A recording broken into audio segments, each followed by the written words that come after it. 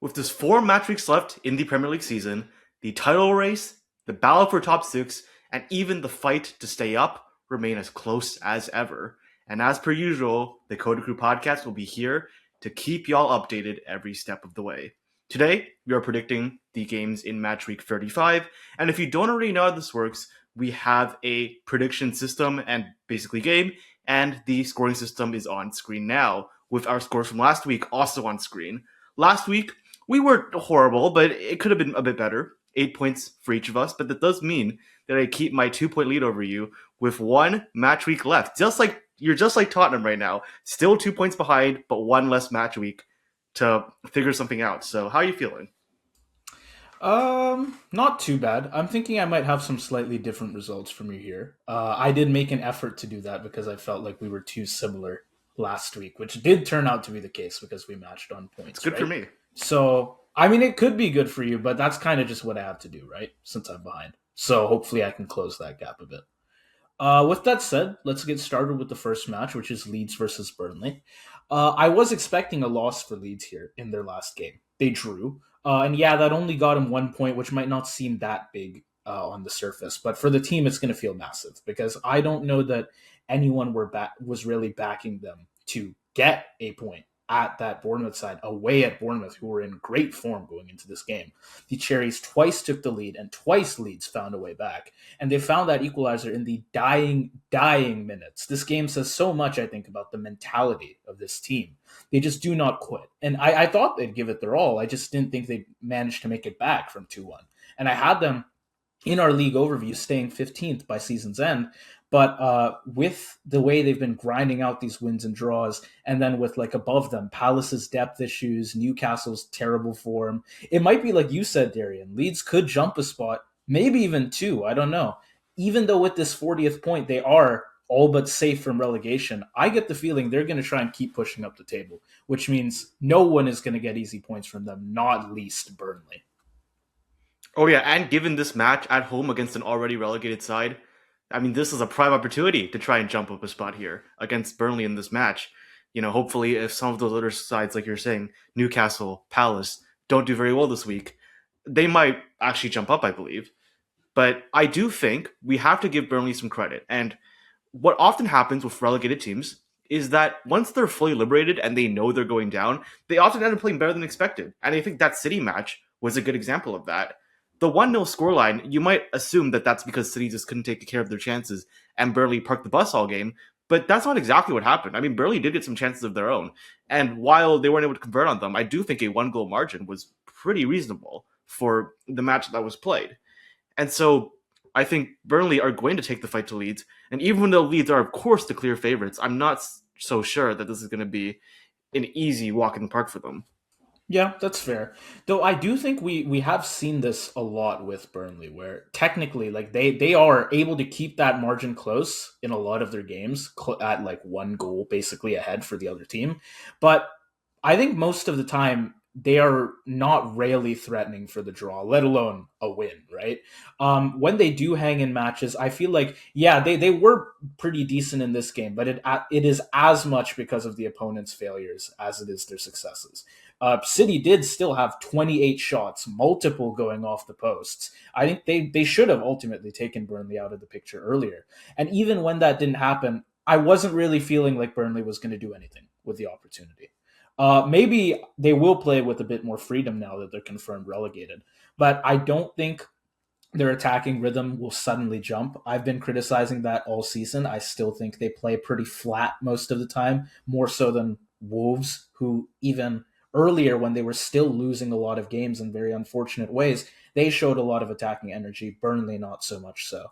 And going away against this Leeds side that I think will still be hungry for points, I think Burnley, as always, are really going to struggle to impose themselves.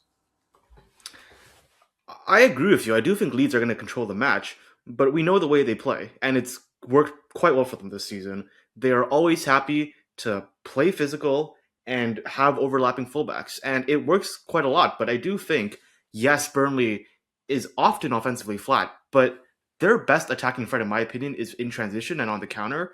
And this Leeds side is a squad that you can imagine them taking advantage of that against just because of the tactical format with which Leeds attack. So I think yes, Leeds are probably going to dominate in possession and they're probably going to get the bulk of the chances. But I just have a feeling that Burnley, you will agree with me, I believe, that they have improved since getting relegated. Yeah, And absolutely. I just think that they will be able to get something out of this match. Not a point. I do think they're going to score though, and so I'm going to say Leeds win this one 2-1. Okay, fair.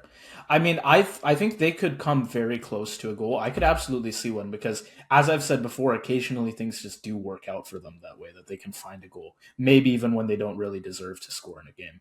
But if I had to say one last thing, it is the home advantage. I think for Leeds because Elland Road is a strong home atmosphere, and it'll be especially strong because of this recent run that they're having and. Just as the team is probably hungry for points, so too are the fans right now. And I think that could unsettle Burnley just a little bit more. I know, yeah, it is. You can expect relegated teams to have a bit of a resurgence, just because, like you said, they play with a bit more freedom. But I think if there's one thing, like I think it could be, it's very 50-50 for me, close to 50-50 whether they score or not. But if I had to say one deciding factor, I'll say home advantage gets Leeds ahead there, and it'll be just a 2-0 for me. Though, yeah, I could see 2-1 happening, and if it does, that's obviously 3 points for you as 1 point for me, which is very bad. But again, that's the risk I have to take, right? Right. Yeah, fair enough. And on to Brentford against West Ham. And I think this one's also going to be quite interesting because you look at the dynamics of this match, and on form, clearly, I would say the better side would be West Ham because they've gotten themselves out of relegation. They are obviously still in the battle, but they are in the favored position against Tottenham, obviously being the 17th place team. And Brentford, for their part, have not won in any of their last 7 matches. But that being said, there is a lot of reason, based on history, why this might be a bounce back for them, because they've won 7 of their last 9 against West Ham. So I think you could make a compelling case based on form for either side in this match. Yeah, that's fair. Though Brentford, I'm not too bullish on at the moment. Of course, from my league overview, you'll remember, like in our previous league overview, I had them in the European spots. I think I put them 7th, and this time around, I put them like 10th. Well, obviously, we both predicted they'd lose to United. They did get a goal back, so Darian, you got your 3 points. But what's the issue with Brentford here? They lost. Everyone expected them to, I think. But they gave United a proper game, I think, and then they still left with nothing. Thiago had chances, good ones. Ouattara hit the post. Jensen eventually scored. And Damsgaard had that late header that could have finally stolen a point for them at the game's end. So again, we're seeing Brentford do lots of good things, but they just can't really turn it into a result a lot of the time. And they've gotten draws against teams that, well, you could say are a bit worse than Man U. And then once they get to Man U, it's a loss. I don't know. I think if there's one thing I can point to, because I feel like part of it is almost, you could say it's a self-fulfilling cycle of just like draw after draw after draw. And I guess in this case, it was just like a close loss instead. But if there's one thing I can point to, it is the finishing. The finishing has not been great lately, especially with Thiago taking on so much pressure from defenders. And when Thiago isn't clean in goal, you start wondering who else is going to finish those moves because ultimately this setup, this attack still tilts really heavily towards him being the guy. So I think Brentford can create here, absolutely, but turning that pressure into 3 points, I sort of question. A draw, absolutely, they can go for. They've shown they can go for draws, right? But a win is quite a bit more questionable for me. Yeah. I think that's fair. And I will say, first off, I think we agree. The chance creation itself has been pretty solid from Brentford. Great progressing midfielders. In the last Premier League video, not the update, but in the last Premier League prediction video, I spent a fair bit of time speaking good words about Matthias Jensen, and then he returns the favor by making sure I maintain my lead against you in this prediction challenge with that late goal back against Man United. So maybe I shout him out again, and then he helps me out again. We'll see.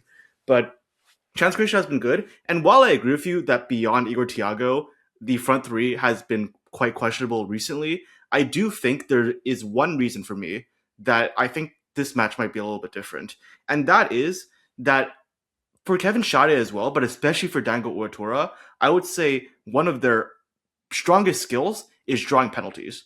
And for Brentford as a whole, they have drawn the most penalties of any team in the Premier League, and by I think 2. I think they have 9, and then 7 would be the second most. And this West Ham side, they have conceded the third most penalties out of any Premier League side this season. I think they've conceded 6, and the one of the with the most is 6+1. I'm not going to say it because of some. I'm just not going to say the number, but I think our viewers will understand what I'm referring to. And so I do think that if Dango Oratora or Kevin Schade can drop penalty there, even if they're not getting a direct goal contribution, that could be a significant benefit to this Brentford side. And I also think they're just due to start scoring recently, or are due to start scoring soon, because Igor Thiago is still the second top goal scorer in the Premier League, and he has definitely shown in matches that he can still be a very strong offensive force, even when he's being targeted defensively. Yeah, that's fair. And I don't know that West Ham can necessarily give Thiago as much trouble as like Maguire in the United backline did, right? But the other thing is this West Ham team have so much energy. I mean, what a big moment this last game was for them.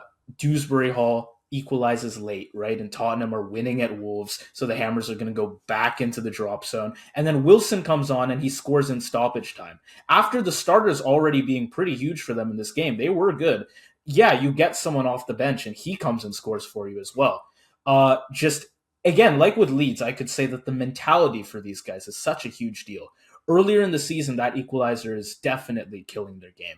But now they've got more fight, more directness. More recently, they've shown us a quite clear route forward in their games. They let Bowen and Somerville attack space, as always, but then they've got the new arrivals, Pablo and Castellanos, to occupy defenders. And late on, again, they bring guys like Wilson or they bring Soucek and they just crash bodies into the box. They have this game plan across 90 minutes that they use consistently across their games. And because they use it consistently, they not only score decently often, but they also relieve a lot of pressure on themselves. So if you remember those early season games where it felt like Bowen was really West Ham's only real outlet, and once opponents dealt with him, West Ham could not find any way to get up the pitch again. I don't think that's going to happen anymore. They've got more threats, and again, they're putting up more consistent pressure across an entire game. So it's also less chances for the opponents. And against this Brentford team that, again, I think they've been great in terms of their underlying play, but ultimately the finishing has been questionable and the games have been left alive for way too long. I think you see this West Ham team now that they can find late goals. They've got this messy, direct attacking threat. They can definitely find something, especially not just even late on, like especially late on. I would be worried for Brentford. Yeah, and it's a factor that we've talked about quite a bit, but just the experience, right? Callum Wilson has more experience than almost anybody else in the Premier League. This guy has been playing English football for like close to 2 decades at this point, at a professional level. And so, I mean, guys like him, obviously Jared Bowen, as you mentioned, and other players like Thomas Soucek, captain and a huge figure for this West Ham side. He scored pretty recently too, and even if he's not directly scoring, he's a big game player. Guys like Mavropanos, Castellanos have been pretty solid recently as well. And of course, those bombing fullbacks do give them quite a boost, especially offensively. But those bombing fullbacks, I don't think are going to be too much of a help in this match against Brentford, because we know how good Brentford are on the counter and through the wings. And so I think that Brentford, even though they have not been very good recently, and even though I agree, I do think West Ham will get something out of this. They're going to get at least a goal. I'm going to have to go with the same scoreline as they did in the last match. I think Brentford can get the job done. The home advantage is going to help them. I think tactically this matchup goes in their favor. And so I'm going to say Brentford wins 2-1. Okay. Yeah, I agree with you on just about all of that. I just think that even though West Ham's defense are going to have a lot of trouble here, and I do think Brentford will score 2, I think West Ham can score 2 as well. So it's going to be 2-2 draw for me. And again, it's like, it's that one goal and it makes all the difference here for the points that each of us get. But yeah, that's going to be my go, because I am quite confident in this West Ham attack right now. I think it looks really strong. I really like the energy they're bringing. So I'll say they can score more than 1 here. Yeah, so 2-2 draw. Fair enough. Yeah, I mean, I could very much see it. And that being said, next match, Newcastle against Brighton, and another tale of 2 very different forms, because this is a Newcastle side that is coming into this match with 5 straight losses. Meanwhile, Brighton have not even a single loss in their last 5 matches. Yeah, just like completely opposite directions that these two have been moving. Um, Newcastle, I'll give them this. They were better than Arsenal for sure than they were against like Bournemouth or in really any of their previous matches after that in their like cold streak. Of course, Bruno Guimaraes came back into the starting 11, and right away they looked a bit less chaotic in possession, more able to build through that midfield instead of just getting dragged around in the middle of the pitch, right? Not having to hoof long balls or anything like that. Tenali had some nice moments too, but ultimately it was moments for Newcastle, I think. I know at the very start of the game, Asula got a good ball and he hoofed it over the bar. Wissa volleyed over the bar toward the end. And in between those two moments, I think Newcastle went through long spells where they were just hanging around, but they really had very little to no attacking control. We've talked about their tendencies to lose leads. Of course, here there wasn't a lead to lose. But regardless, the pressure from them was just not consistent at all throughout this game. At home, I think they'll do better for sure with Bruno, maybe Joe Linton back with him as well. And they'll have enough physicality for sure in that midfield to make this competitive.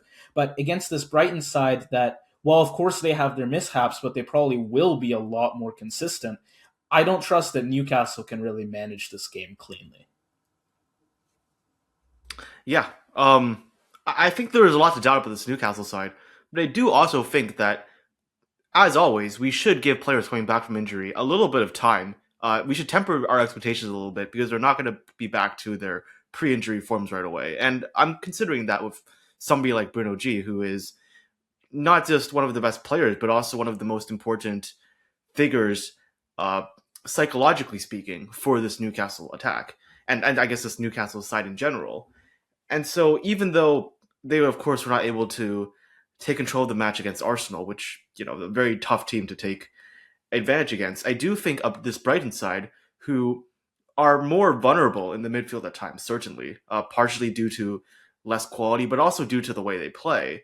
I think there is a real chance for Newcastle to take more advantage here, especially with Bruno G probably becoming even better in this match. You would expect someone like a Joe Linton to be improving as well. We know the quality that Newcastle can have in their midfield when their players are all healthy. And I think they're kind of in a similar arc as Villa, where as Villa's midfielders came back from injury, it did take a bit of time, but they have show up slowly but surely, gotten back to the form that they were at their peak earlier in the season.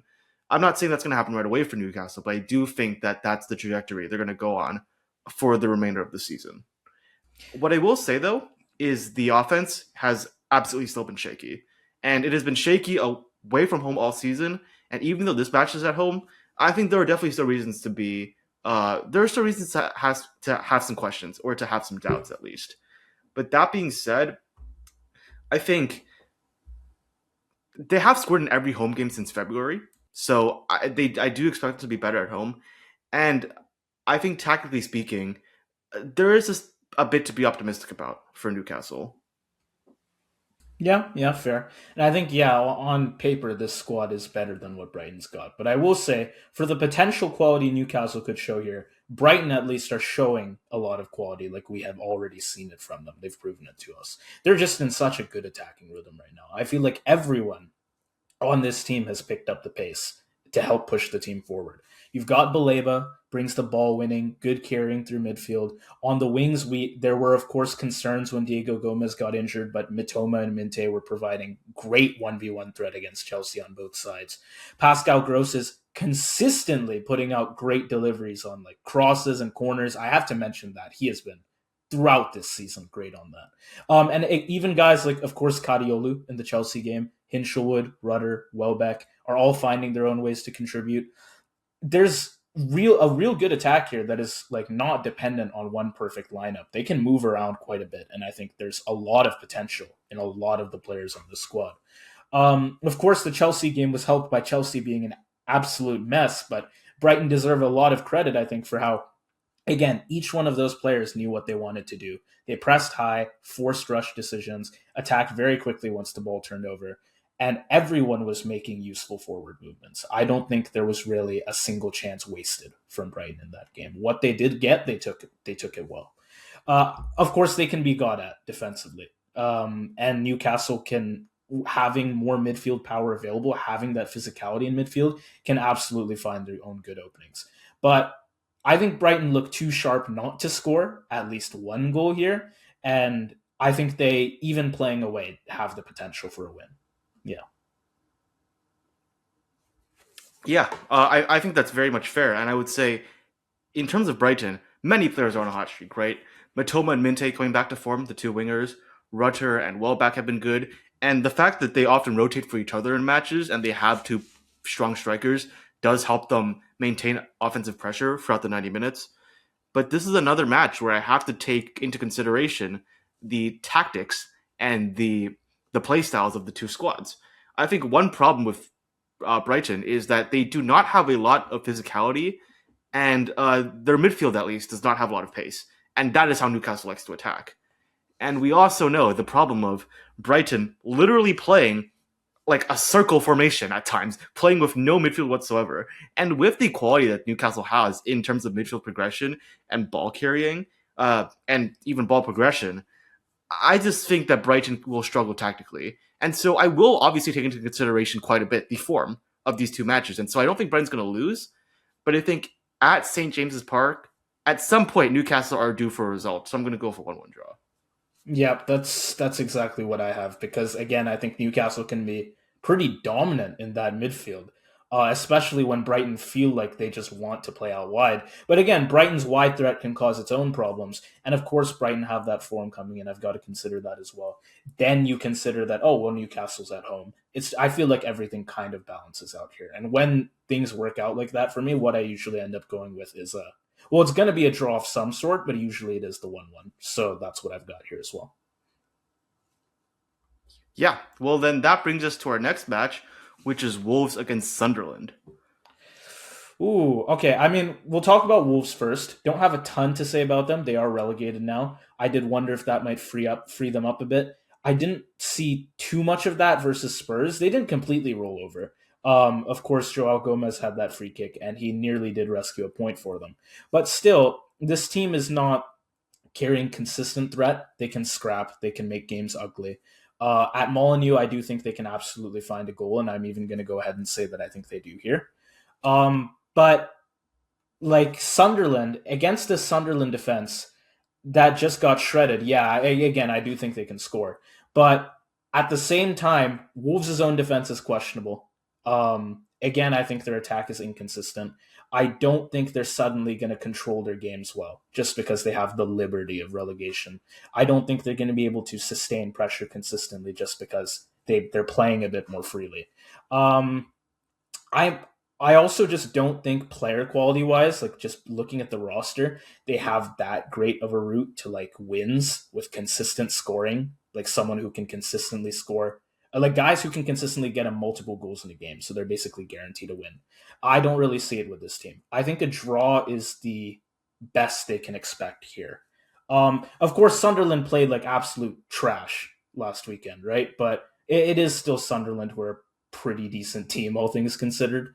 And yeah, I think a draw is really the most Wolves can hope for. I don't know if maybe you have a win in the cards for them, but yeah, that's just my outlook on this.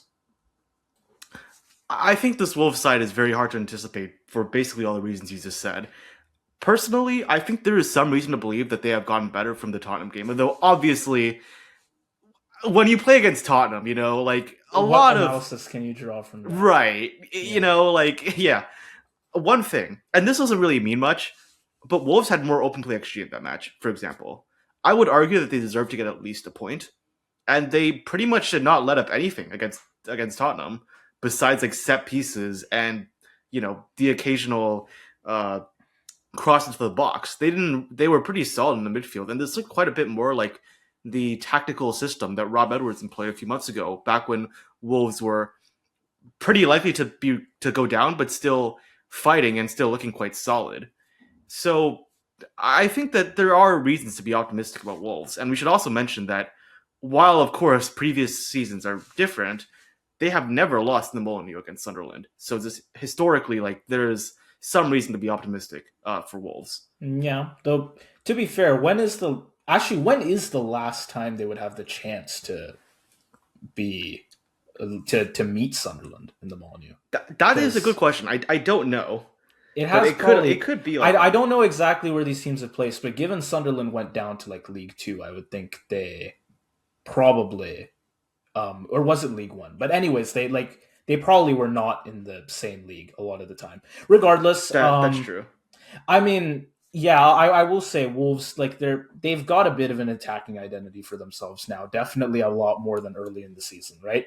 Whereas as for Sunderland, this is I think the first game of the season where their like identity that they've built up has been completely shattered, and they've looked utterly unlike themselves.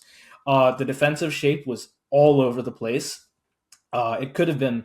I mean, like, it's crazy I could say this, but it could have been more than 5 goals that Nottingham scored here. Roofs looked shaky. The midfield was not protecting enough. Forrest pushed to punish every mistake very quickly. Of course, this is 9 goals conceded in 2 games, along with the Villa game. But Sunderland, I feel like, was pretty good that game, and Villa just took those chances well that they found. This game, Sunderland just let up so much to begin with. Complete and utter shit show from the players. And yes, I do say the players because I don't think the magnitude of this beating was at all down to like tactics. But I will say, like, this season as a whole has still shown Sunderland to be a very structurally sound team, right? Aggressive off the ball, great in the transitions. It almost always works, but in this game, the squad just did not bring the right energy, I think. Whatever happened here, the recovery is going to be difficult. And again, like you'd hope that against Wolves you can manage a recovery, but it's going to be difficult regardless. Yeah, we'll have to see. But I think they really need a win here.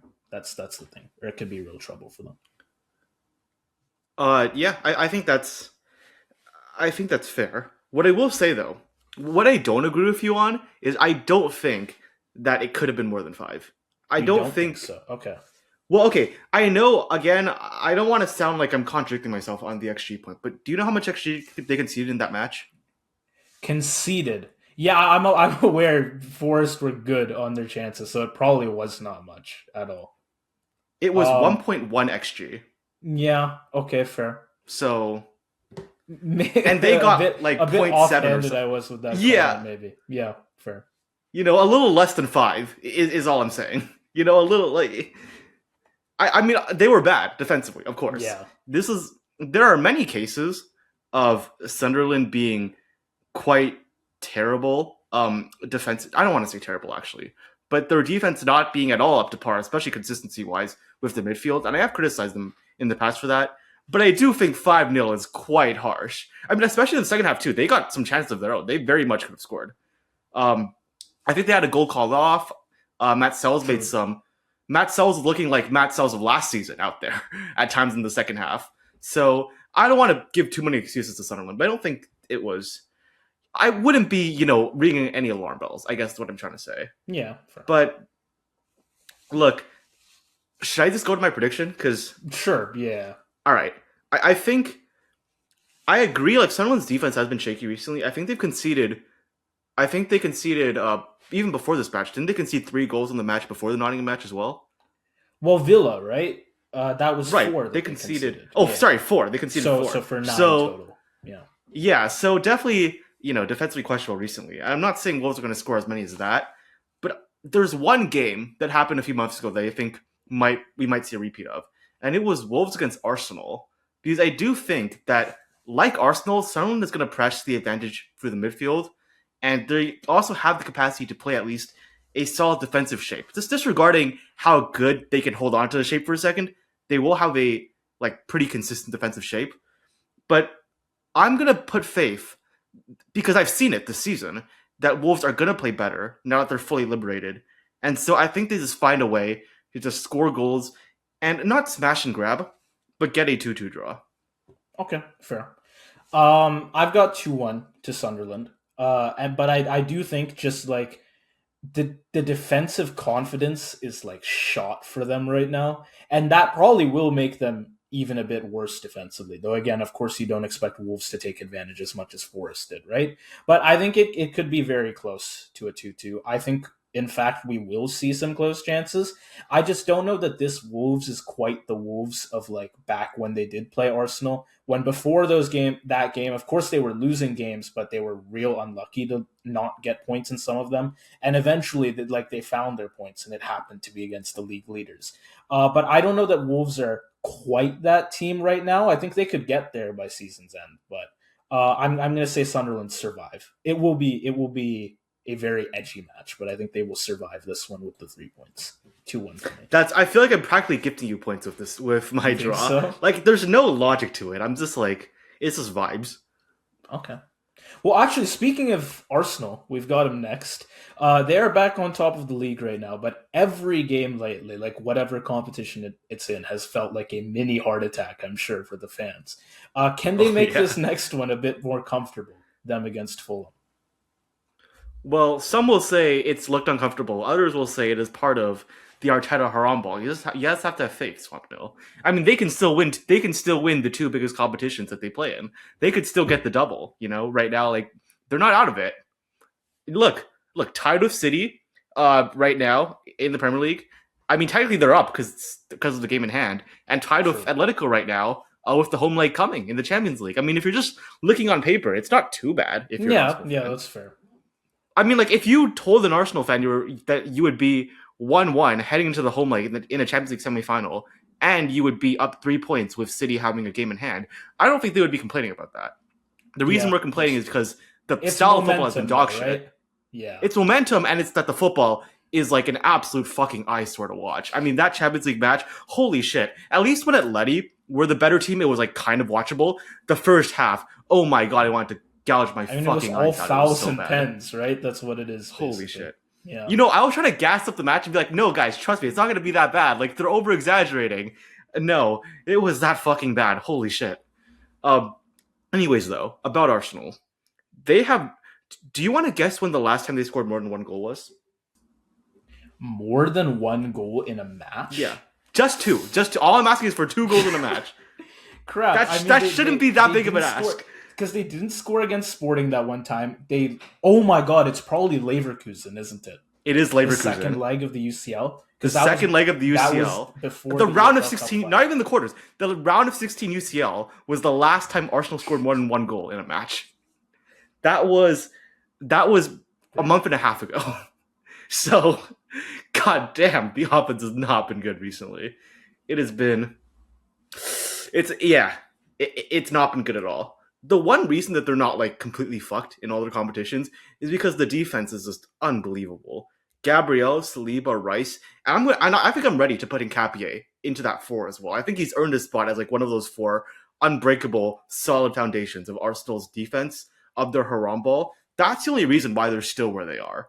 Like, their plan, I feel like every match is to just get a 1-0 or a 1-1. Like, Arteta, the way he was celebrating that Newcastle win, where it's like one as a screamer in like the 9th minute and then 85 minutes of parking the bus, that's what Arsenal is going to be for the rest of the season.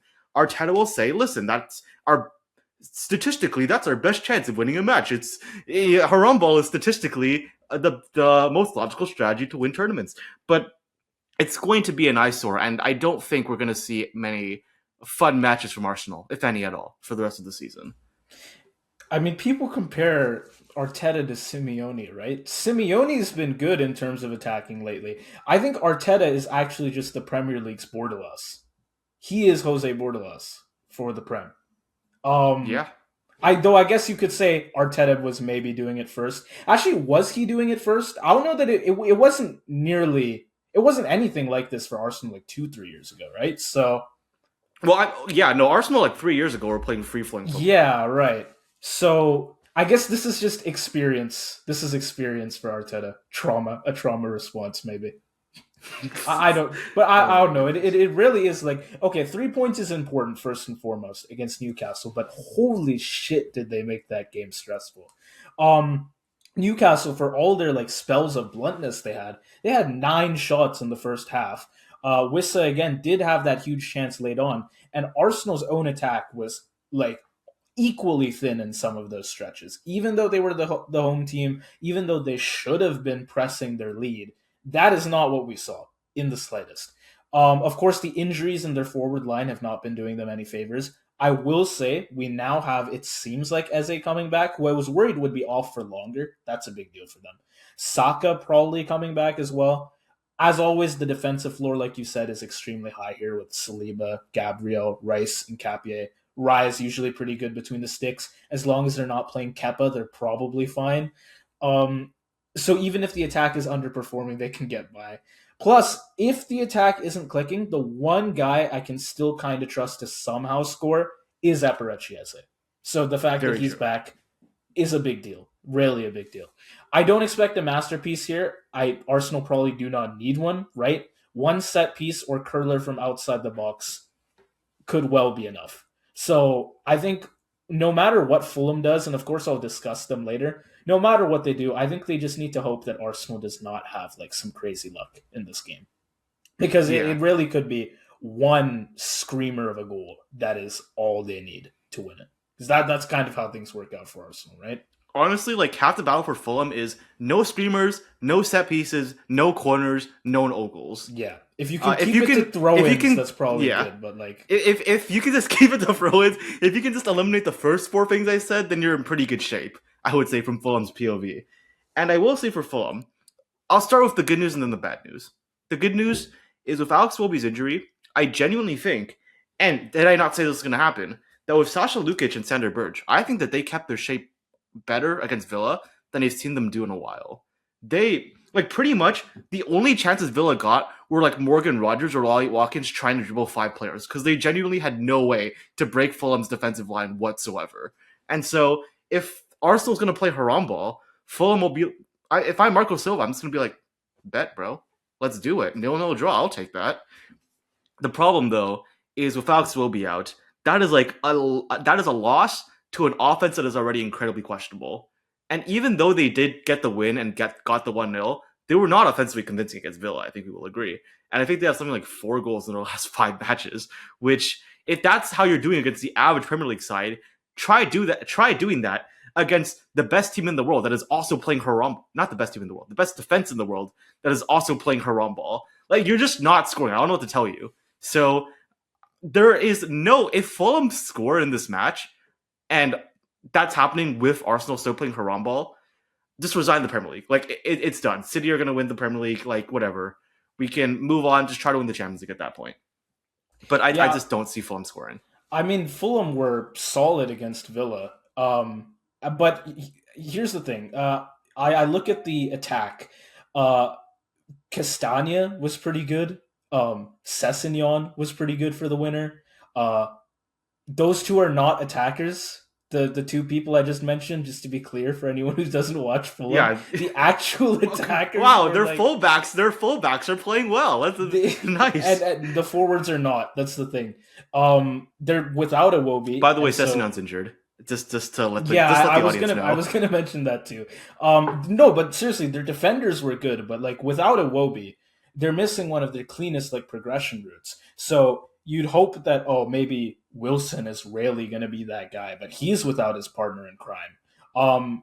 It's like so too are the other forwards who rarely relied on Iwobi, who was getting so many assists throughout this season.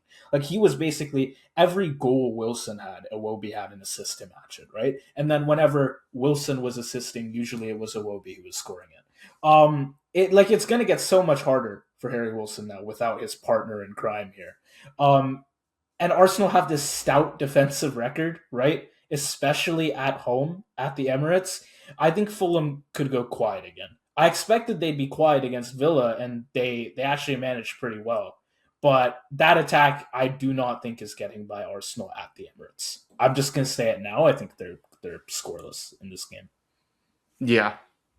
And what I was gonna say is that I think whether it comes from Eberechi or an own goal or a set piece or a corner or a throw in, I think that the Haram ball is going to do just enough for this Arsenal side. They're at the Emirates. They should be able to get a result.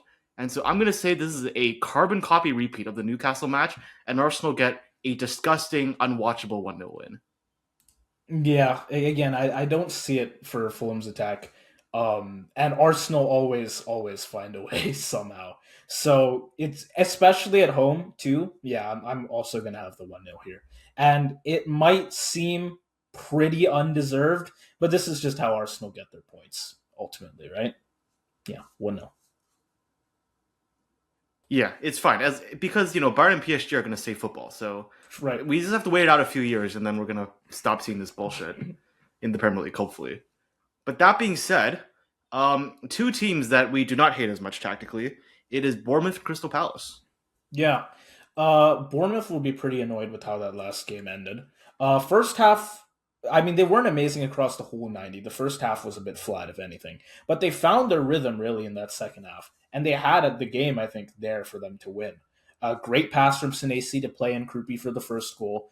Leeds do get a shot off the post. I remember that. And then they equalize. But Ryan comes off the bench to score another. So here's another team that's got great bench impact, right?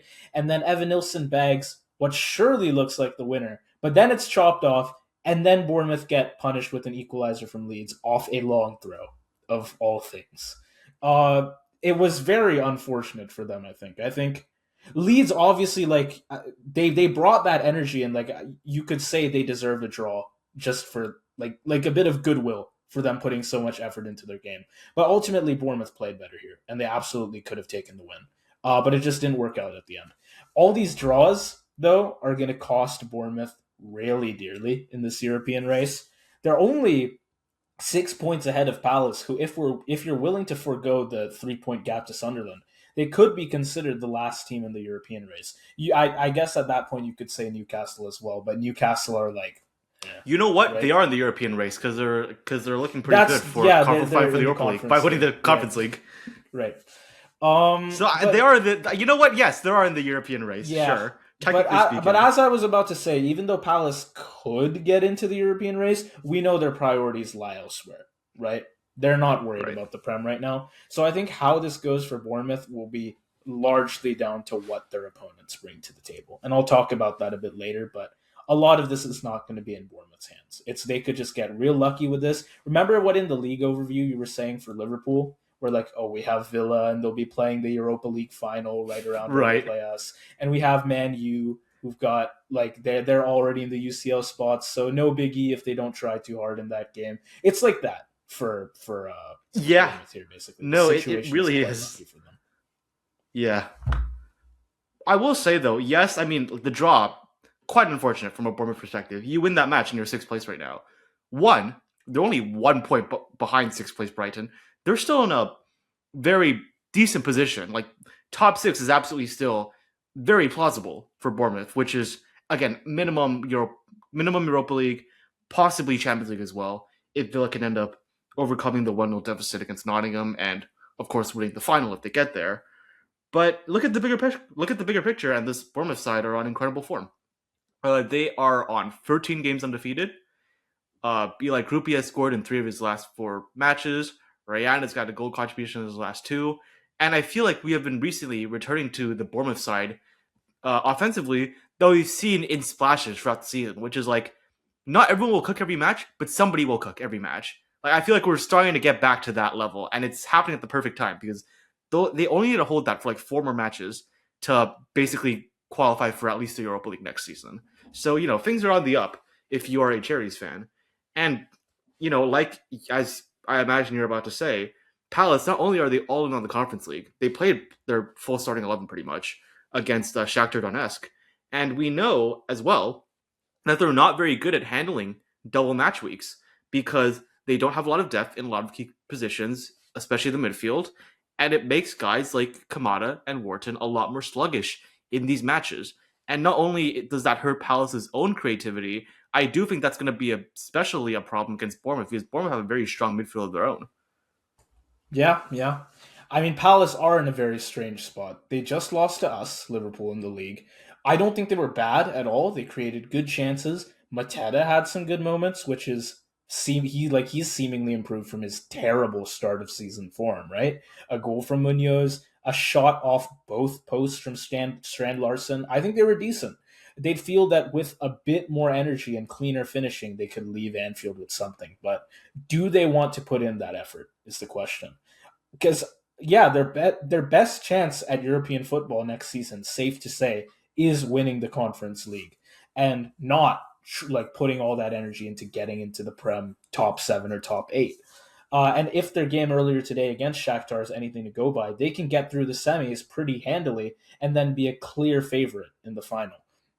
And of course, having a 2-goal lead in that tie going back to London does give them a bit of flexibility in terms of whether they should prioritize the second leg or prioritize this game against Bournemouth. But also, if you can be so confident that you're going to win the Conference League, why bother with the Prem anymore? Seriously. And then in that case, assuming, which I think it is safe to say, they are going to prioritize this second leg of their Conference League tie against this Bournemouth team that presses hard, runs hard. They've got so many guys they can attack through. Ryan, Krupi, Evan Nilsson, Tavernier. A neutered Palace lineup is just not going to keep up for a full 90. And they have energy problems as it is, especially in midweek games. But if they don't have a full starting lineup as well, they're done. It's not like, don't expect anything but a loss. That's what I have. It's just how much do they lose by at that point is the question. Yeah. I pretty much agree with you. And I guess one last thing I do want to say about Palace before giving my scoreline is not only is the midfield what it is, but the offense is, poo-poo on a stick. That's what it is. They have 15 goals less than they should, according to XG. They have Jorgen Strand Larsen, who has not been good. They have John Fleet Mateta, who has been absolute dog shit. Brendan Johnson still does not have a goal for Crystal Palace in the Premier League. And Ismail Assar, I guess, is like the best of the bunch. But he also does not always have the greatest finishing himself. So I don't think Palace are going to score in this match. I don't think they're going to get a lot of chances. And then with the chance they do get, I don't think they're going to be that efficient with them. And I think Bournemouth will dominate. I think they'll find a way to get some goals. And so I'm going to say Bournemouth win this one quite comfortably. And I'll give them a 2-0 victory. Yeah. I mean, again, it's a midweek game with their priorities clearly elsewhere. They're, of course, playing away at Vitality Stadium. They probably do have a worse than usual lineup. It's not going to be a full starting. I think they have some guys who could still make the game uncomfortable to start at least. But again, they're not going to keep up, especially anyone like tired legs for anyone who's been playing in a lot of the recent games. And Bournemouth very much have the energy to take advantage of that. I think Bournemouth's defense has been a bit questionable lately. So I almost want to say Palace could score, but I'm gonna say no. I'm gonna go for a 2-0 here. I think there is the possibility because Bournemouth's defense again I think has been a bit questionable lately. But yeah, I'm gonna say it's 2-0 to Bournemouth. Yeah. I almost wanted to go 3-1. Fair enough. I mean, listen, have a different scoreline, but yeah, I don't see where the goal comes right. from, to be honest. Yeah, fair enough. But that being said, is this the biggest derby match in the Premier League? I would say it is, the Northwest Derby. I mean, I don't know if you can think of something bigger. I can't. Like, historically speaking? Yeah. Yeah, no, I mean, Liverpool and Manchester United are the two best teams for honours in England. So, yeah. Yeah. Some people would hesitate to call it a derby, but at least for a rivalry. What? I mean, they're kind of far apart, are they not? I mean, a few dozen miles, right? Our sense of scale is like very wildly different in Canada from what the UK, I think, thinks of as a derby. But right, I forget that a few dozen miles is like a significant chunk width-wise of the United Kingdom. Fair enough. No, but it's still a derby. Like, I think... Okay. I mean, I know people call it the Northwest Derby sometimes, so yeah. It's the Northwest Derby. About the Northwest Derby, I'm just going to keep saying that now, because I guess I'm just going to annoy you. In the last 10 Northwest Derbies... I don't mind, but sure, yeah. Go ahead. Okay, I'm not going to do it then. In the last 10 matches between United and Liverpool, there have been 40 goals. So 4.0 goals per match. It's always been a certified banger. It has been impossible to predict. And we've said as much on this channel before. Like, I have no idea what's going to happen here. And as I often say, in these rivalry matches against big sides, I don't think form counts for very much. And I'm going to keep that same mindset in predicting this game. So, First off, the fact that both of these teams have very questionable fullbacks right now only makes it more likely that there's going to be a lot of goals. United's fullbacks have been their weakness already, and then you combine that with Luke Shaw potentially being out, which would make them even worse. And then y'all are, right? Offensively, I would say United's front three has not always been firing consistently. But again, if I'm not basing it on form and I'm basing it on quality, they can be quite strong. And I could say something very similar about you guys as well. Isak, Verts, when they are firing, big when, they do look quite solid. And your midfield, when they are playing well, can be quite good as well. Yeah, yeah. Um, I mean, let's see. You basically overviewed both teams, right? I may as well do that as well, just quickly. For United, of course, I agree with you. Form is not too much of like too big of a deal for me going into this, but we did see like they are still playing exactly as Carrick would hope them to. By no means perfect, significant stretches of the game that they did not control, but ultimately they had a lot of efficiency in that game with their chances that Brentford, of course, did not. When the game got chaotic, Brentford needed like 3 or 4 good moments to find a goal, whereas United needed basically one corner routine and one proper transition, and they'd won the match with that. They have these like few clear, repeatable routes to goals. Set pieces, Bruno carrying into space, where you have runners breaking either side of him. Sheshko there for that more natural finishing presence. They have lots of threats here. And against us, I know against Brentford, they didn't really dominate possession. I think Brentford did have more, even playing away. And if United want to do the same here, I think they can.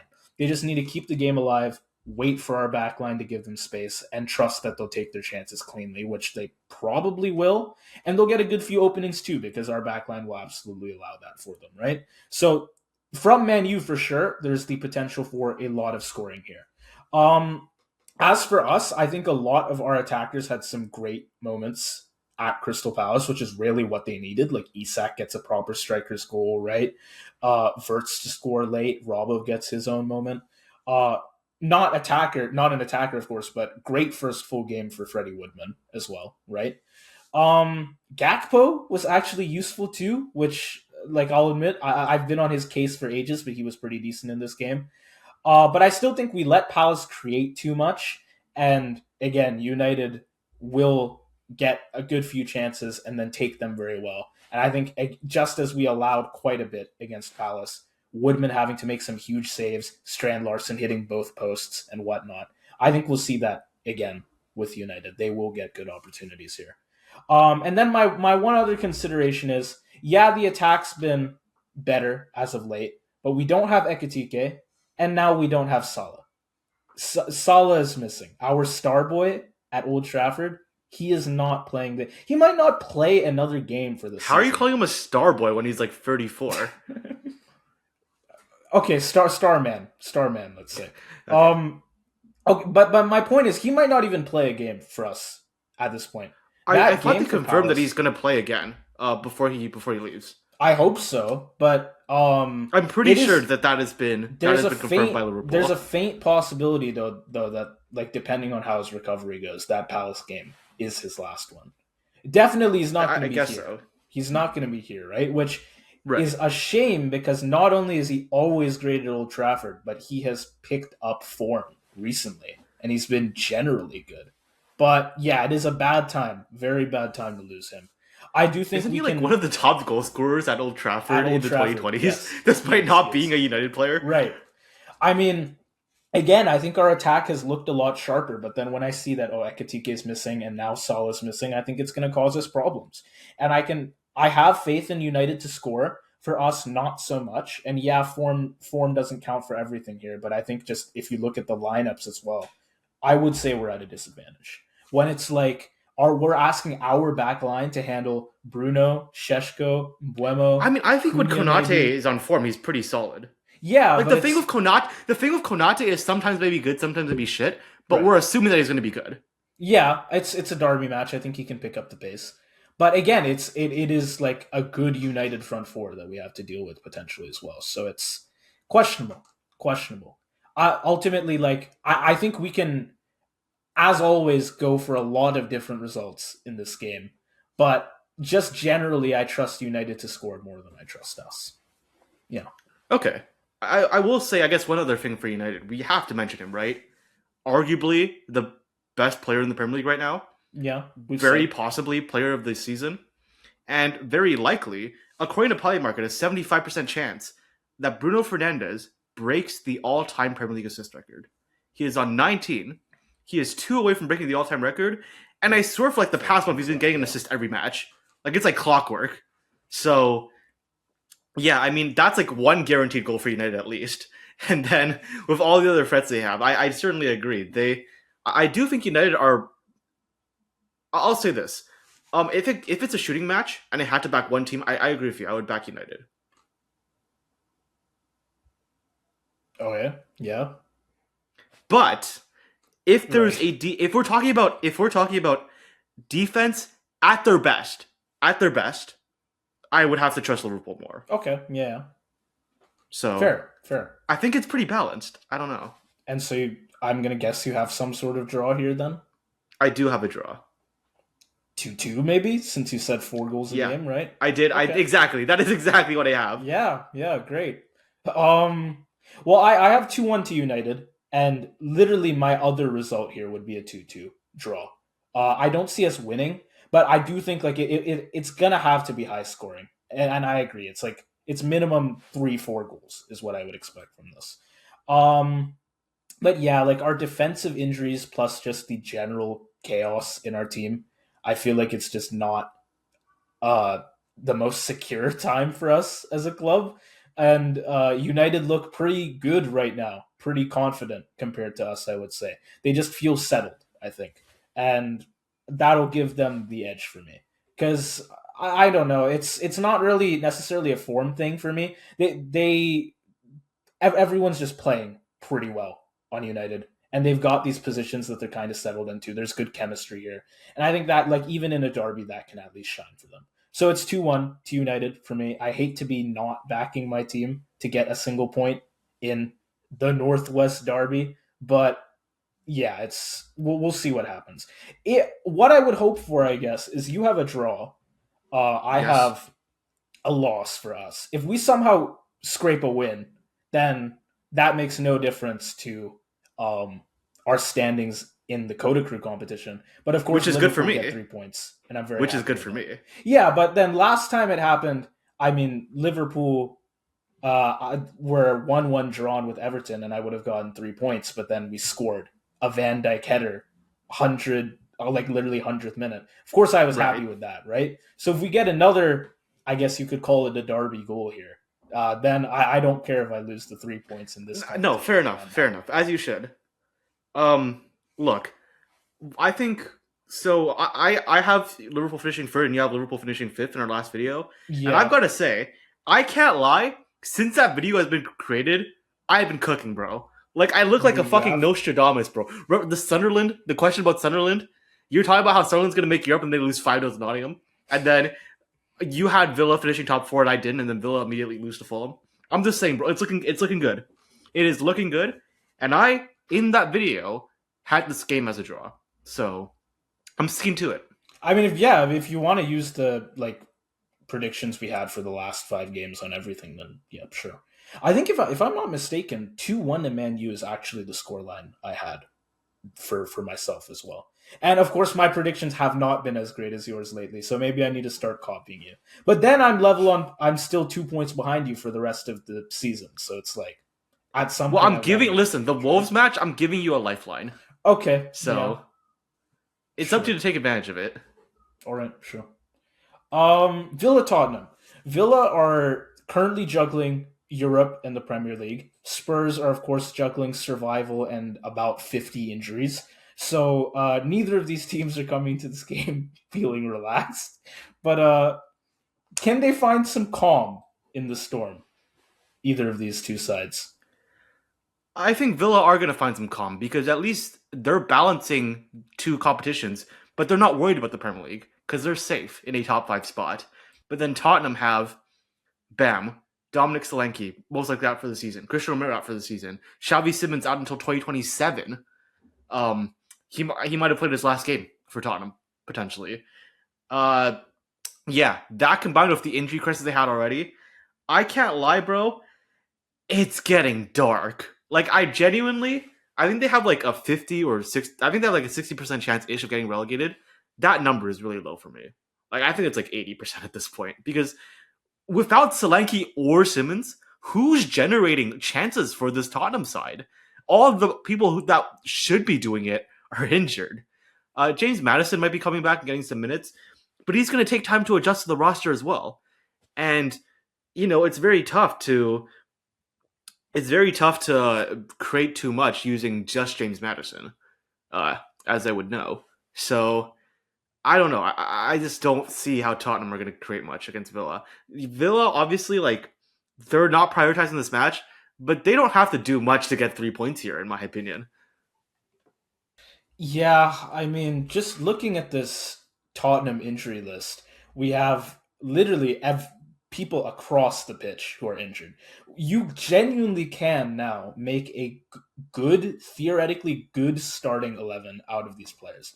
We I have, think for basically half the season since like the start of 2026, I think that entire period of time, the Tottenham injured starting 11 has been better than the Tottenham starting 11. I It's mean, true, and I yeah, literally like, just made that because point like too. I spelled it out Madison and like a few months Kulusevski ago. have been gone, who were like key creatives for Tottenham. Of course, if you want to look at the back line, Romero's Bro, gone. Madison, Kulu, Bergval clears their midfield trio right now. Clears. Dude, backline, Romero gone, Udogi gone, Ben Davies gone. Of course, Vicario's gone. He's been questionable, but like there's the goalkeeper for your starting 11 as well. Pat Matar Sarr gone. Odebear. Who am I missing? I'm sure I'm missing somebody. Kudus, who was Kudus cooking at is the start of gone. the Yes, season. Kudus is gone. Yeah, What it's like what bad. is going on here? This is actually someone has put. It's Marinakis. Marinakis has put voodoo magic on Todd. That is Yeah. Yeah, that's the best explanation I can think of. The Europa League title might be cursed. Maybe, I think that's also a possibility. maybe. I mean, congrats Tottenham on winning a league game because it had been forever since you last did that. But even that Wolves game, I don't know it was exactly inspiring. They started all right, they faded out, created pretty little from open play. They again lost Solanke and Xavi Simons in that game against Wolves of all teams. They didn't even like get injured playing their hearts out against a team that you'd expect to get no points against and maybe you scrap something in the end. No, it was against Wolves. And you needed a scrappy Paulinho goal off a scuffed Richarlison shot to actually get the points there. In a relegation battle, of course, you take it no question. But then once you look back on that game after the fact, they're even more short of attacking fluency now. It's just hard to see where a clean attacking pattern comes from. How can I really trust these guys to score anything against anyone? I don't know. It's like Yeah, no, maybe they could make something work. I want to say because De Zerbi's been making them play better as of late, but it's certainly they can't do the job of outscoring a team. They get max one goal in any game. And I think yeah, past that, it's just up to how much can the defense do. And Romero's not in the defense, so not much in my mind. Yeah. yeah. I mean, I'm looking at Tottenham's fixtures, and I can see a goal coming up in the future, and that would be in the club friendly against Sydney FC. But for the rest of the Premier League, it is looking quite questionable. I do agree with you. Villa, though, the thing is, again, like I said before, Villa don't need to. I think Villa score one goal and then they win the match. That's it. Like all you need is to find one goal, and they might rotate a bunch of players. Like we might see Tammy Abraham. I think we likely will see Tammy Abraham actually in the starting 11. We could see Jadon Sancho in the starting 11. We could see even who's the other guy? Leon Bailey in the starting 11. But I think these guys are 1-0 merchants. They have done that so many times, winning by one goal throughout the whole season, that I don't really have a lot of logic to this match. It's just that, like, Tottenham are shit, Villa win by default. Is this kind of my logic? And so I'm going to say Villa can scrape by and get another 1-0. Okay. I think I actually have Tottenham scoring one goal here. It's From almost who? like I don't know. No, here's the thing. It's almost Oh, like, okay. I see what you're saying. So Villa's gonna score more first, and then Richarlison's gonna get like a meaningless last minute. I something see. like that. Okay, Yeah, fair enough. yeah. It Yeah. would be Richarlison would be the perfect guy. I don't. I want to say I know what the name of it is now. terminal lucidity when you're like about to die and you have this burst of energy. This might be Tottenham in this game. It's genuinely their last hope, and I think in like the last 10 minutes of the game plus extra time, they could actually look pretty decent. But let's say Villa have just built up a 2 goal lead by that point. Um, it's not going to be enough. It's not. That is how I have this game going. And it's one thing if because you have a 1-0. I think if the game goes the way I have it going, it is so much worse for the motivation of this team as well as if it wasn't already like bottom of the barrel. Now we're sinking to the bottom of the ocean in terms of our like momentum here.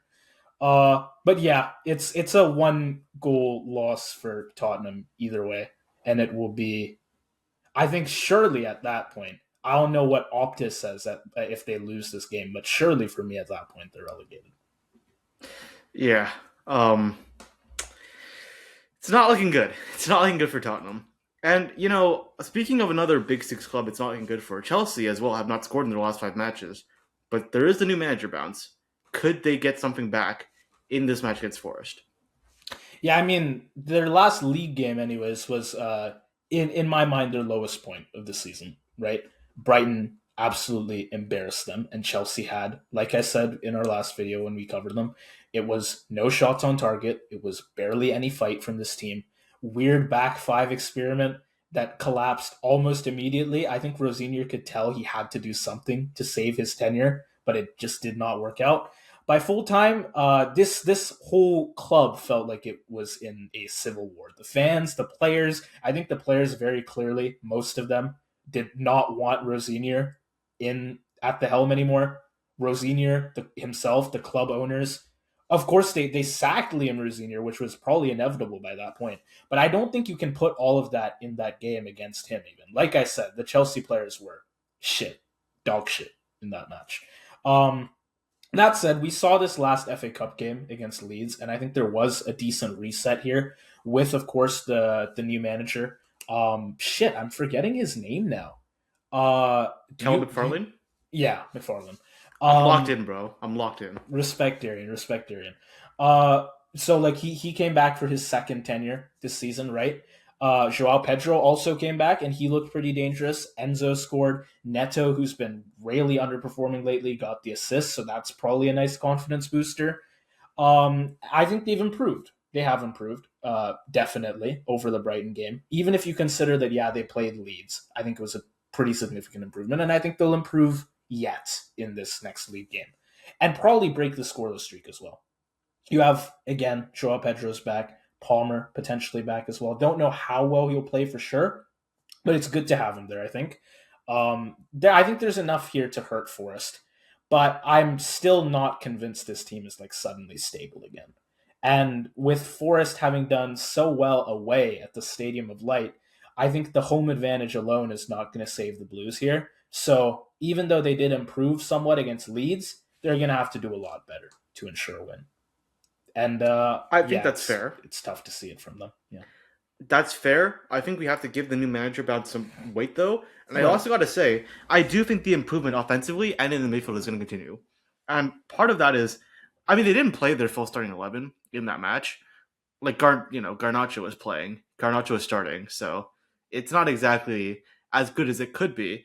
But also, we have to consider, like, a lot of these Chelsea players, what will often happen is guys like, and there's like a lot of historic precedent to this too. Guys like Pedro Neto and Cole Palmer have a history of turning back up whenever a new manager arrives and then promptly returning to default factory settings like a month afterwards. But the good thing is, a month afterwards is the end of the season. So they just have to be good for like 4 matches. And if Chelsea fans are going to tell me that Cole Palmer is a top 10 player in the world, then surely he can just not be shit for like 4 games in the Premier League, right? I mean, I think Chelsea ended a few years ago when before Enzo Maresca, who was the previous guy? Why am I blanking on this? I don't know. We have no ball knowledge. We're Maybe frauds. We're frauds. I've not been following Chelsea enough lately. Was it? It It's wasn't. such a clusterfuck. is the issue. Poch, he's at the US now. Yeah. I didn't Poch win his last 5 games of Chelsea, and then got sacked immediately afterwards. Yeah, he was good toward the end, but then Yeah, I don't know if they had an interim. I think they actually just brought Enzo in immediately. They might have planned they it. did. I think they planned Maresca coming in for a while. And so No, I know because they took, but I know they got him immediately because you know where they got him from. You know where they got Maresca from. I would know all about it. Anyways, no. Anyways, yeah. Sorry. I think they're gonna get better. I think the Chelsea midfield. I mean, Moises Caicedo, I think also is probably gonna improve just because this is probably the worst form I've seen him in, like these last 2 months in multiple years, and I just can't imagine that continuing with Callum McFarlane. And then, of course, as you said, Joao Pedro being back is such a tremendous boost to Chelsea's offense because even if nobody else fires, like Joao Pedro is like the one consistency for Chelsea's offense, and so I do think a lot of the reason why they were not scoring for 5 games in a row was just Joao Pedro was not there. Yeah, fair. And I think the offense and the midfield too will be a lot better here. But if we want to talk about offenses that are good, Forest are just flying right now. And it's like, again, for all the improvements Chelsea can make in this like little time they've had with the new manager, can they beat that? Because I think honestly, like I gave Forest a lot of flack not that long ago, but they, for as badly as Sunderland were playing, just created an insane result. Seriously. And it wasn't just one guy carrying them either. Gibbs White is still the main man right now. Chris Wood is rarely getting back into things though. Igor Jesus looks very dangerous. He's not looking as isolated. That's a big difference. You had spark coming from Hutchinson even. This 4-4-2-ish shape that Pereira has had has made them, like he's managed to make them with the shape a lot more consistent with scoring, which is, I think, impressive because they weren't that dissimilar in terms of setup under Dyche, but they looked flat for long stretches of games under Sean Dyche. And I don't think that's the case here now. I think they're scoring pretty consistently. Of course, they've just beaten Villa in the Europa League as well, right? So there's massive confidence in this side. The only concern maybe is that they have Europa and they have that scheduling conflict. But even with that in mind, with their form, I still expect them to score something at the minimum. They've just been that good in attack lately. And yeah, maybe they can outscore Chelsea because while I do think again Chelsea's attack will improve a lot, how much can they manage? And their defense is questionable, so I think still Forest will score a lot. The question is just, can they outscore Chelsea? I think this will be a high-scoring match. I'll say that much. Yeah. I do think that Nottm are obviously... I mean, they're like in the same position as Villa right now. They're not fully safe, but they're pretty safe in the Premier League. I mean, for them to go down, Tottenham would have to get at least 5 points in their last 4 matches, which, with all due respect to Tottenham, that would mean they get a win. Right. Do you see Tottenham getting a win? Nope. Maybe against Leeds, but other than that, I don't really see it at all. As for Forest though, because they were prioritizing the Europa League, and rightfully so, because they have the lead coming into the away leg, so pretty good first home match for them. They're not going to be as dialed in this match. I don't think they need to be. Obviously, having the two man up front under this new Forest system does make them a lot stronger offensively. And even like Morgan Gibbs-White, who has been shit all season, is like all of a sudden remembering how to shoot. So a lot is going up for this Forest side. But it is a well-rested Chelsea against a Forest team that is just not, and a Forest team that also has a lot less depth. So I do think Forest can score, but I just think this is going to be a bounce back in for Chelsea. This is the match that will cause Chelsea fans to start being delusional again. And so because of that, I'm going to give Chelsea a 3-1 win. 3-1. Okay. Yeah. Well, I have the same number of goals as you. It is 3-0? 3 or 3-2? No, same number of goals as you. Total. 2-2? Yes, 2-2. Oh. Okay. I guess I just have a bit more confidence in Forest than you do. Listen, don't make me sound like a Forest hater. No. They have the split schedule. They have the split priorities. Yeah. By the way, I would not be saying this without the split schedule. I just want to be very clear. That factored a lot into part of it. Picture. Might actually be I don't rate the new manager bounce as much as you do when new managers tend to come in. which maybe is not necessarily good on my part because I feel like a lot of the time it does work out. But I don't know. Obviously, I think Chelsea's scoring drought is going to break here. It has to break at some point, and at home against Forest, I think that is definitely the right place for it to happen. I don't trust them enough to fully say they turned the corner. It's just like they were all right against Leeds in the cup, could have been a bit better with the starting lineup, but still you'd expect more of Chelsea. And against Brighton, they were genuinely just like trash. So I have to see a bit more. If they can do good here against Forest, that'll give me a lot of confidence in their last three No. games. See, the issue is you can't get overconfident once they start doing good. That's the thing with Chelsea. When you think they're going to do shit, they do good. But then once you start putting even the slimmest of expectations on this Chelsea side, they absolutely flop. They're like pancakes. We are not in a title race. There's no title race in Stamford Bridge. Didn't even work, by the way. Did not even work, by the way. Immediately, the Chelsea team went to shit as soon as he said that. Yeah. So, Yeah. I mean, I had a 1-1 draw actually for this game when we were doing the league overview earlier. I'm going to upgrade it to a 2-2. I think there will be more scoring from what I've seen lately. And of course, Chelsea, again, I don't think are going scoreless because when I said that originally, they were like partway through their terrible scoreless streak. But that's already ended in the cup technically, and I think it'll end in the league as well.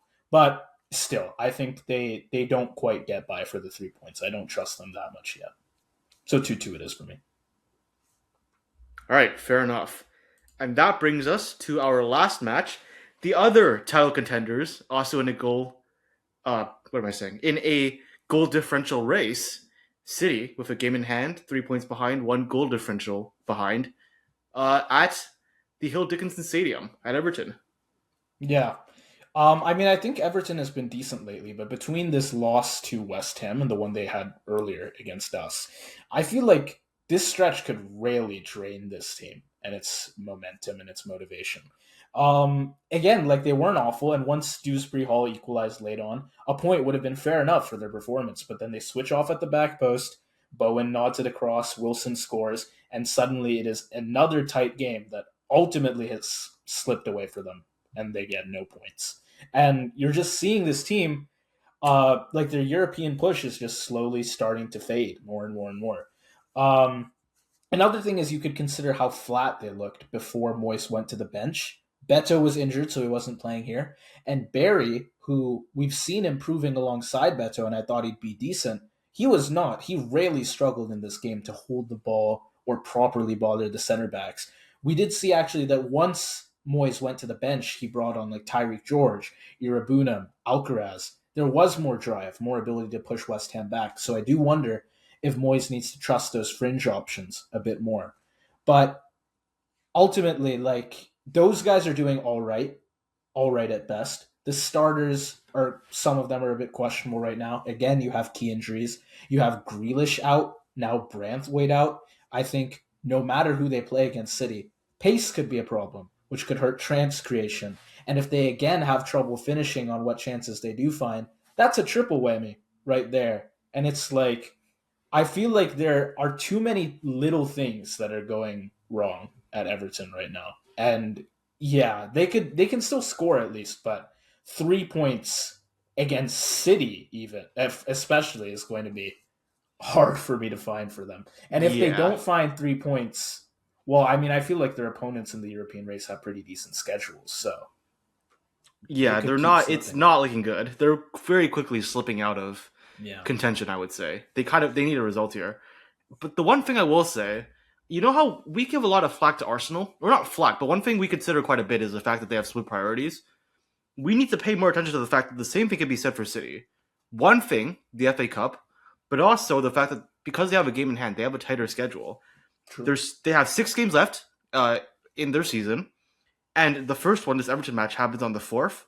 The last one is on the 24th. They're playing 6 games in 20 days. They're playing there's a 5 game stretch. The first 5 games are happening all in the span of 15 days. So City are basically playing as tight, if not tighter a schedule, arguably, than Arsenal right now. They also have to manage winning every match and not tiring themselves out too much. And just like Arsenal, I have a lot of questions about a lot of the backups on City's side. I mean, I'll just take a few examples. I think a lot of players have either regressed or not lived up to expectations. I ignored this season. for me, fallen far short of expectations. Tiani Rangers, I swear, has not done anything since like October. Phil Foden, fallen off a cliff this season. Omar Marmoush cannot do anything in the league. All he can do is score a banger in like a cup match occasionally. There are some of these guys are gonna have to play some of these matches. Like they can't play their starters every match for the remainder of the Premier League, and that's gonna hurt them to some extent.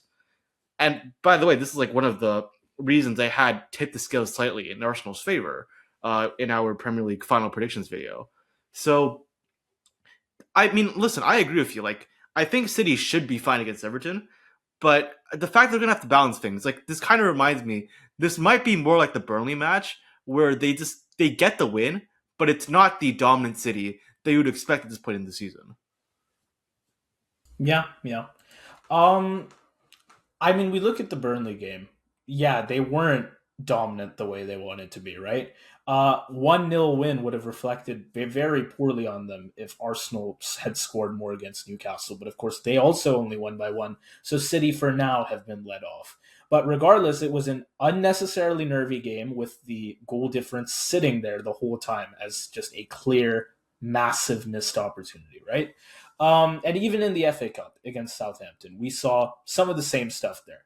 Plenty of pressure, plenty of shots, but not enough early cutting edge. And of course, that game got real urgent because they did go down 1-0 eventually. So they got better by that point. But yeah, it was questionable. They're not at their peak.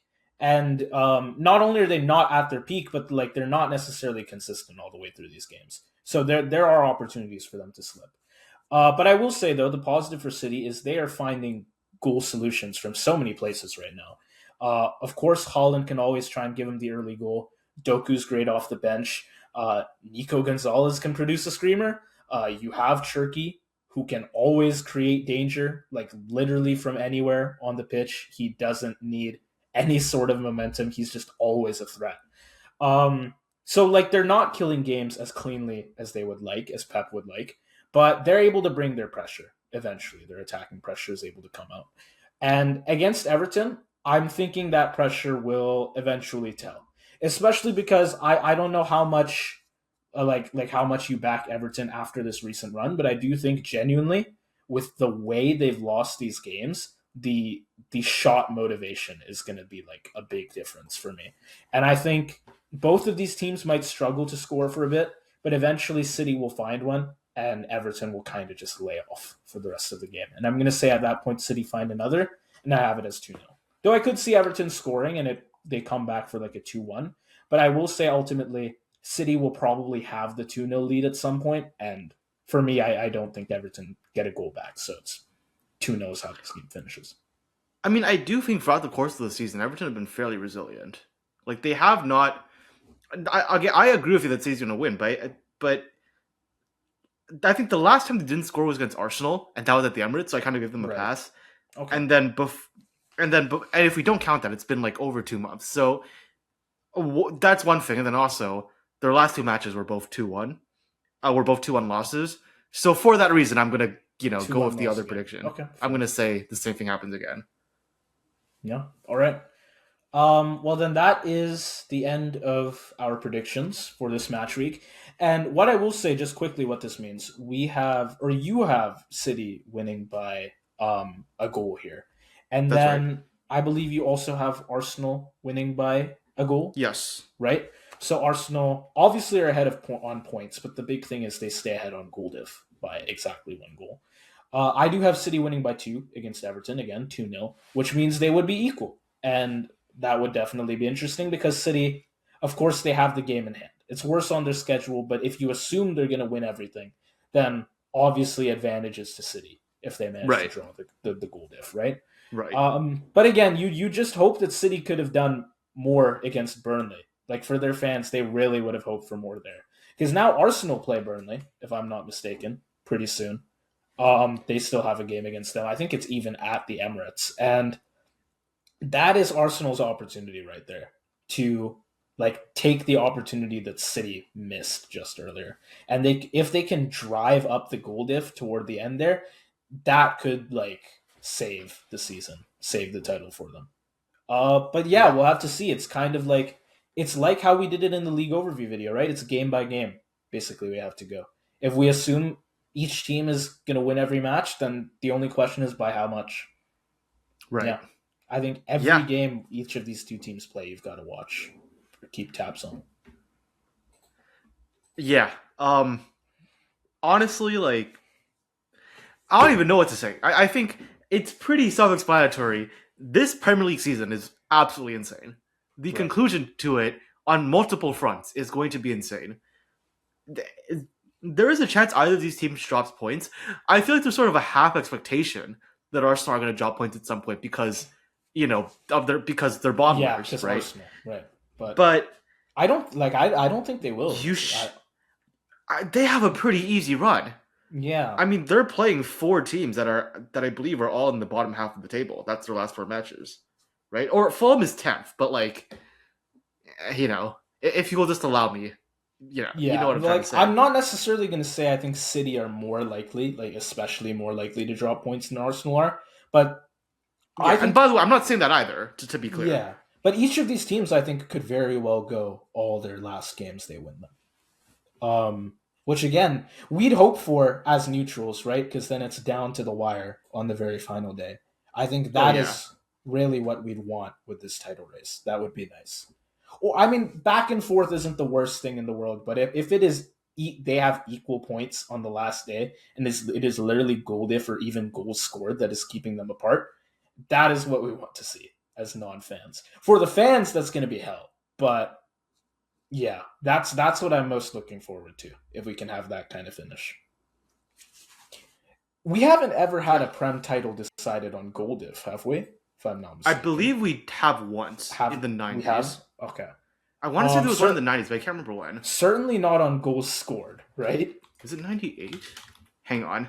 Uh, Definitely not on goal scored. No, that was not Yeah. on goal scored. If I was right on that, I'm the goat. Okay, Would no, it be it like was not a 98. no? Okay. No. I mean, it would be something new, certainly for the first time in like decades. I don't know if it's Prem era necessarily, but I'm pretty sure there was one in the Primera though. yeah, there was. Okay. Yeah, I just don't remember when. Oh, Oh I was. crap! No, no, no, no. It's Aguero, right? That's true. Is that the Aguero only went one? on goal I diff. think there was one It before might. that It though. might be. It might be. That I right? think. How can we forget that? We're frauds. We're frauds. I think then because we've lost a few titles now. Okay, By that was the one only one in point. the Premier League. What I was thinking of, I said 1998. It was 1988. I see. Okay. 87, 88, or 88, 89. oh, It that was was Arsenal and us, Liverpool. wasn't it? That was that. Yeah, That was that season. Yes. yeah. That was also goal diff on last day. I remember that. Yeah, no, but it would be something pretty new here. We haven't seen it in like a decade and a half. And the last time it was scored like on goal diff, we had a legendary goal as well to finish it Right. off. Well, So of course. Well, I think any goal that settles the Premier League on goal differential fair, is by fair. definition legendary. No, no, no, no, no, no. But the other thing is it was a late winner too, right? So That's true. That's true. Yeah. let's see that. I'm down to see that And again. as a Liverpool fan, you know a thing or two about City late winners to win the Premier League, don't you? Yes, yes, I do. Yeah. But again, at least I can say we lost by 1 point and not on goal diff because even though it might seem better, it would be a lot more traumatizing for us. So I'm at least I'm at least happy with that. Yeah. Right. As if anyone cares. Okay. Well, that's it for our predictions then. But again, like I'll just say some of these games, I think definitely the title race and the relegation race, you've just got to watch them like we analyzed them in our last Prem review video. You've got to go game by game. You need to keep track of every single Tottenham match, West Ham match, City match, Arsenal match. Those four teams will like really make this season, I think, where they place. Obviously City and Arsenal, but like Tottenham, West Ham too. And you're saying you think Tottenham are like very likely relegated at this point, yes? Yeah. I mean, I feel like I said that they were going to be relegated quite a bit, like before, like Opta and all of them said that, right? Wait, I feel like we Well, said that maybe like a month ago yeah, or something like yeah. that. Well, Tottenham fans, if there are any watching, do feel free to come back and flame us on like our league overview video if you manage to stay They up. We're also know not they're thinking you getting will. relegated. They We're not understand thinking this you will. too. I'm not sure you guys are thinking you will, but if you manage, you can come back and flame us afterward. Yeah. Sure. All right. Okay. I know Darian has personal beef with you guys, so he may have No, to no, retire. okay, hang on. It's not beef. It's not beef. There were just certain members of the fan base that decided to hate on Leicester first. Okay? To be clear, certain members of the Tottenham fan base took shots at us for no reason. We didn't do anything. All we did was just like win some cups, and they were annoyed at the fact that other people said that we were a Big Six club. And we weren't even really saying that ourselves. It was just like fans of other Big Six clubs that did not like Tottenham saying that. Just setting the record straight. Okay. So Yeah, fair. Well, yeah, that's all from us today. But yeah, it's only 4 more games, and we have some races that are very, very close here. I mean, I haven't even mentioned the European race, but look how many teams are within a range of like 6 points, right? To get those last yeah. European spots.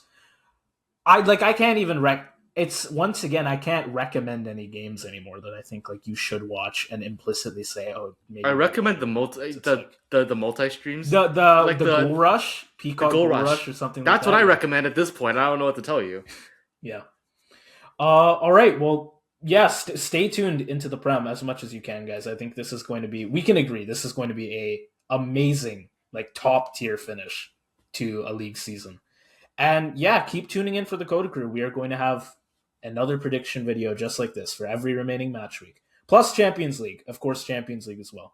And yeah, with that said, we will see you guys soon for another set of match week reactions and match week predictions. Yeah, have a good one. See ya.